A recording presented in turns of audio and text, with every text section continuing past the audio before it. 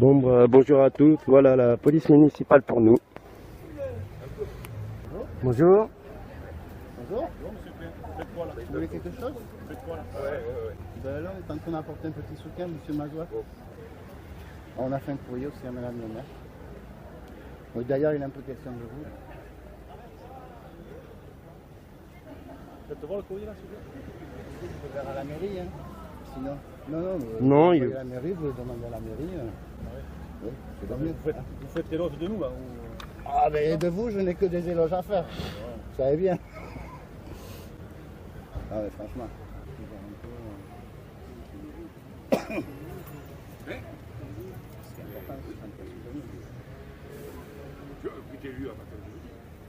Donc à partir de demain, il rentre au 5 et normalement à partir de jeudi, on Non.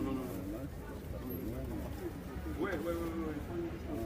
Oui, c'est pour ça que je me suis occupé.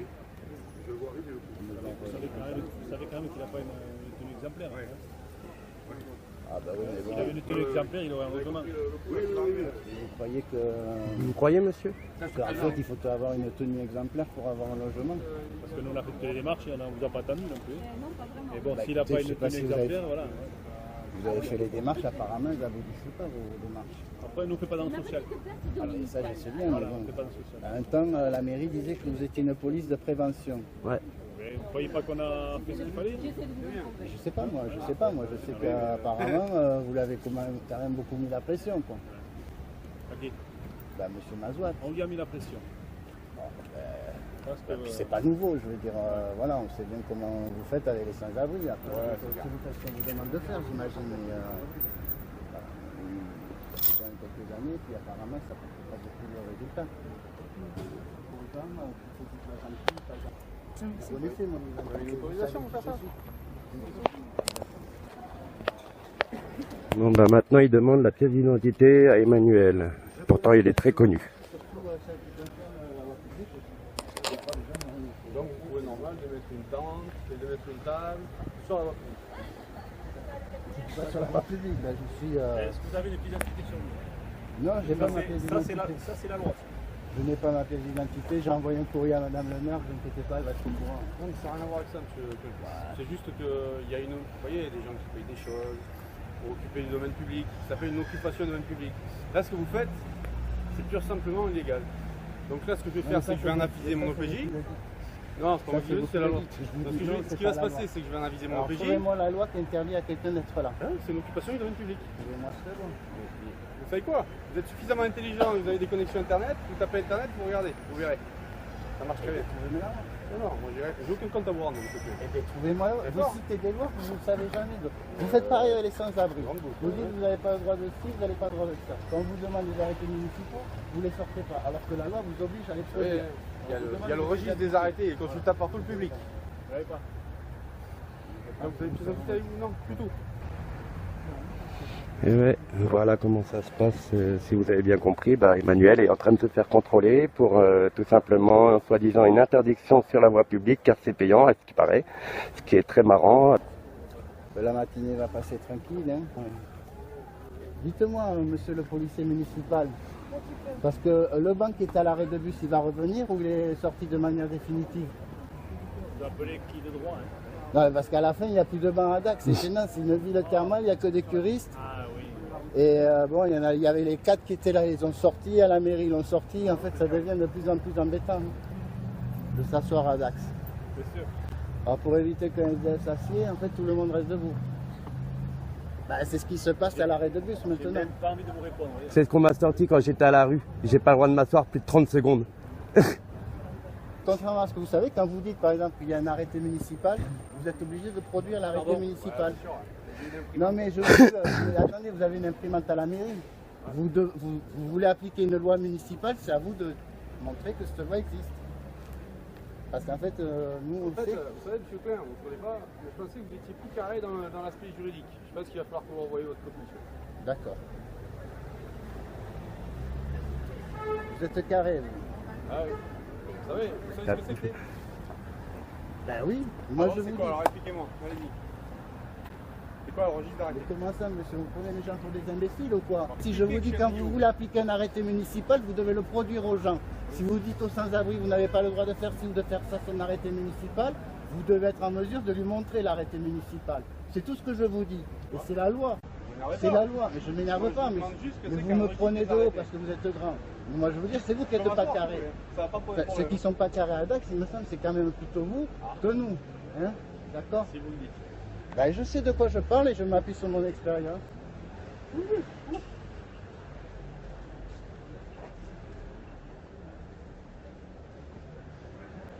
C'est comme ça. Vous n'allez pas nous reprocher de faire une action en faveur des sans-abri. Vous en avez marre de voir les sans-abri. J'imagine que vous êtes comme nous. Alors là, Vous n'avez pas compris, vous n'avez pas compris. non, je pense que vous avez complètement loupé la chose. Moi, j'ai strictement rien contre les sans-abri. Alors là, vous fassiez ce que Je vous n'ai pas dit voulez que sur vous les aviez sans-abri. vous quelque chose sur les sans-abri, mais je dis que la politique municipale par Moi, rapport ce aux que je vous sans-abri, reproche, c'est d'occuper le domaine public et de faire une manifestation illégale. Moi, ce que je vous reproche, Non, c'est même pas une manifestation. vous voyez une manifestation. C'est où une manifestation, monsieur? Où est la manifestation? en l'occurrence, On a juste un stand, une table, une tente, un panneau. Mot manifestation, je voudrais bien qu'il me dise c'est En quoi. plus, c'est une campagne pour Hein, dénoncer c'est ça une manifestation? sans-abri par les Non, on les interpelle pas, madame.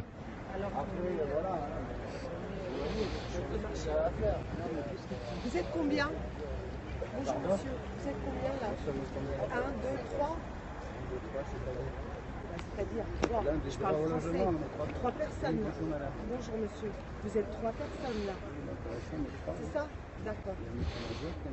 Ouais, monsieur Klein est accompagné de 2 autres personnes.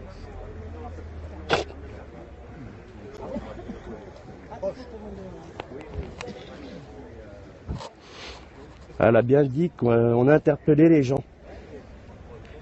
La dame, elle a dit à la radio qu'on interpellait les gens.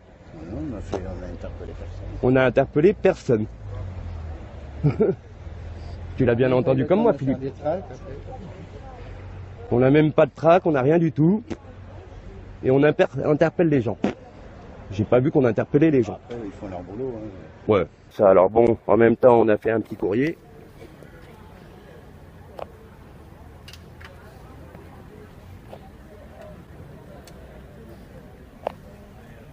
Hop.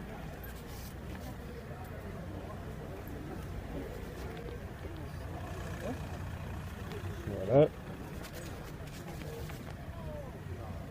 Et ça, bien sûr, c'est la lettre qu'on a écrite, qui a été écrite suite à tout simplement à tout ce qu'on a commencé à faire avec ce monsieur et puis tout ce qu'on continue à faire avec lui-même. Alors bon, voilà. Voilà. Alors comme on dit, et maintenant vous le saurez, que la pauvreté n'est pas un crime.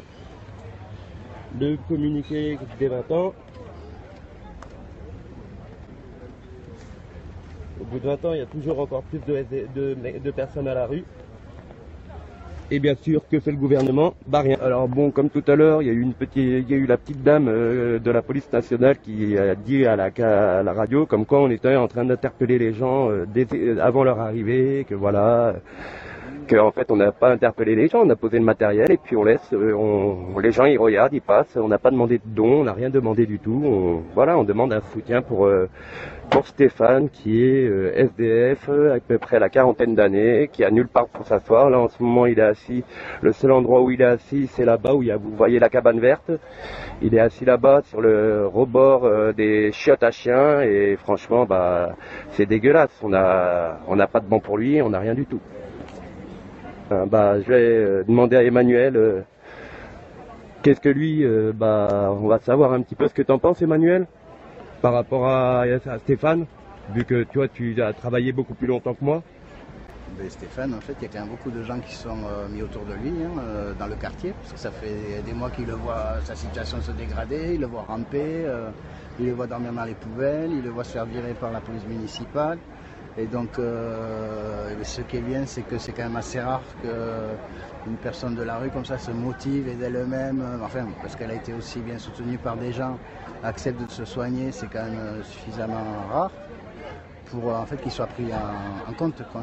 Donc là-dessus, nous, ce qu'on demande, c'est l'application des lois. Donc on le rappellera toujours. Depuis la loi Dallot, il y a le Code d'action et des familles, 2 articles qui garantissent à tous sans-abri, 1, l'accès inconditionnel aux structures, Et ensuite, le maintien dans les structures, c'est-à-dire qu'une personne qui fait la demande d'être prise en charge par la veille sociale doit être acceptée dans un lieu d'hébergement, sans condition. Et ce qui est important de dire, c'est que c'est sans condition, parce que beaucoup de centres d'accueil de nuit ont des règlements et ils appliquent des règlements qui sont tout à fait illégaux, mais bon, comme personne ne conteste au tribunal administratif, eh bien, ils sont appliqués.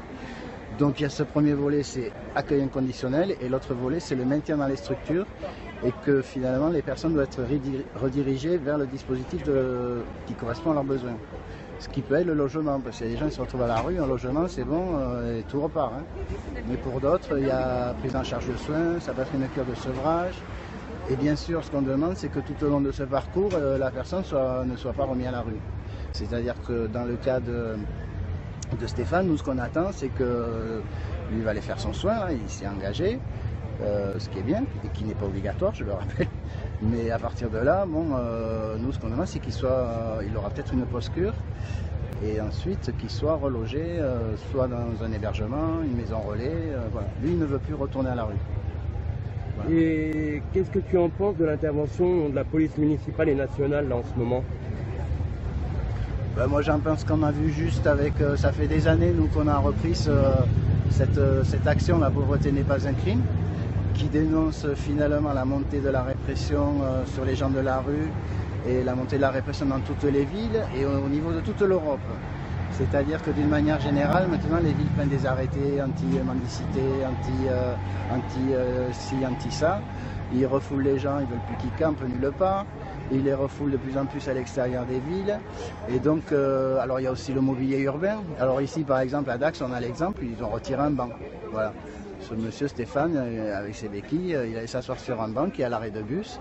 Donc la solution a été de retirer le banc. Donc le problème, c'est que tout le monde se retrouve debout. Hein.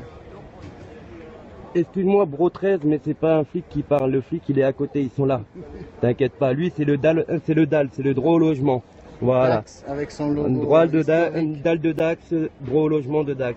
Alors bon, voilà. Non, c'est plein. Oh. Voilà. Salut Stéphane. Bon, bah là, t'es en direct sur Periscope. Tout le monde me demande où tu étais. Alors, peux-tu nous expliquer, peux-tu parler de ce qui t'arrive et depuis combien de temps tu es à la rue, Stéphane? À la rue depuis le mois de mars.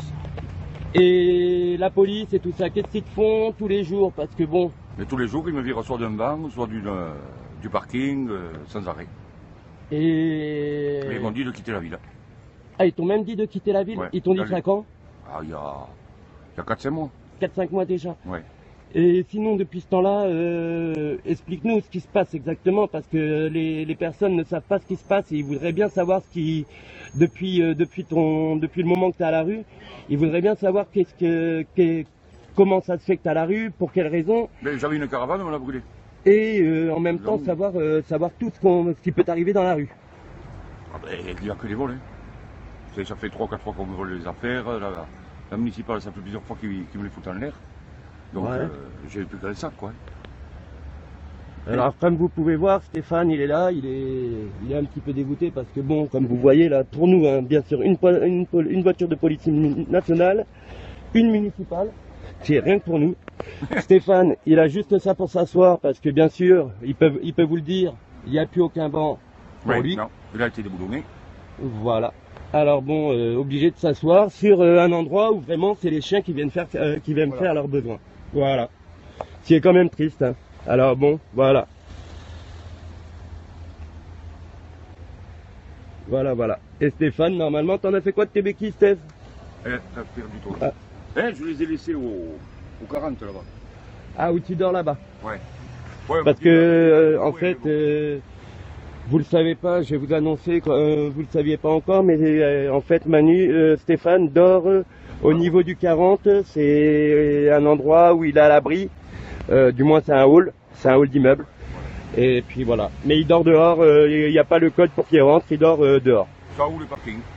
Ça ou les parkings, bien sûr. Voilà. Parce que bon, voilà, Dax faut se planquer. Et pourquoi tu viendrais pas avec nous là-bas, Steph? Ils veulent pas la police. Pourquoi ils veulent pas? Ils m'ont dit de rester là. Ah ouais? Ouais. Vous imaginez? Vous imaginez un petit peu ce qui est dégueulasse? Vous avez bien entendu? Stéphane, il a été interdit de venir nous voir. Ils m'ont dit de rester là.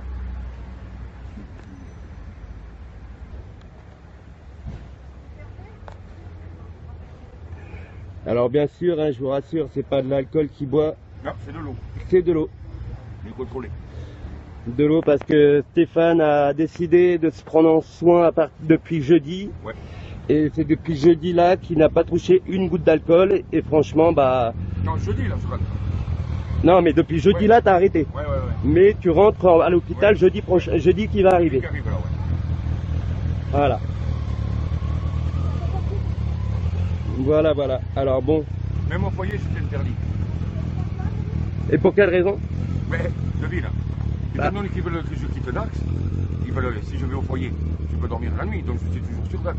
Donc ils m'ont dit, non, il n'y a jamais de place. D'accord. Ça va plus vite. Vous avez entendu alors? Ça devient vraiment du n'importe quoi. Ça vraiment du n'importe quoi grâce à ces messieurs, dames. Mais bon, voilà. Sinon,